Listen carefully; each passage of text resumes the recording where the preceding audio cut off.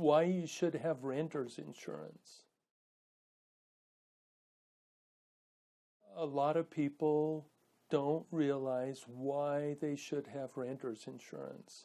And I come at it from a unique background and experience because I see over and over and over again why people should have renter's insurance.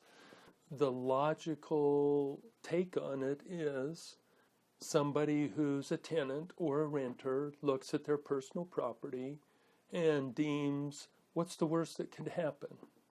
If there's a fire and I lose all this, a couple $1,000 and I could replace it with similar items of similar quality, buy used stuff, but similar to what I've already got. And so worst case, I might be out a couple thousand, plus or minus, whatever.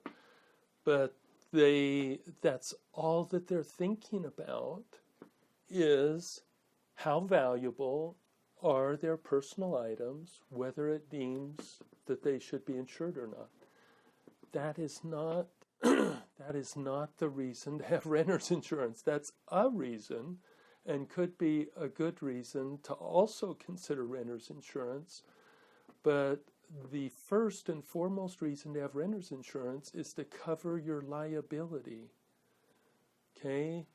Let me give you, and your liability could come in any number of ways, but through your actions, you somehow cause damage to somebody else's property. And as a result, they or their insurance company may hold you responsible by the damage you caused. How can it happen? You overflow a tub, you overflow a sink, you overwater the garden, you turn on a hose and forget about it, or cooking something on the stove and step away and it boils dry or turns into a stovetop fire.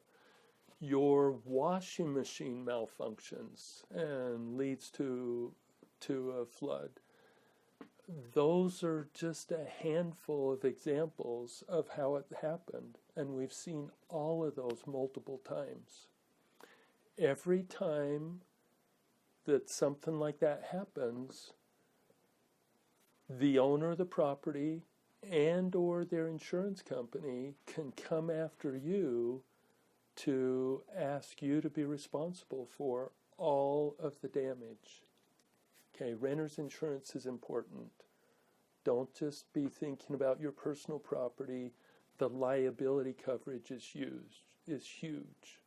If you're a renter with any assets at all or a decent job, you should have renter's insurance.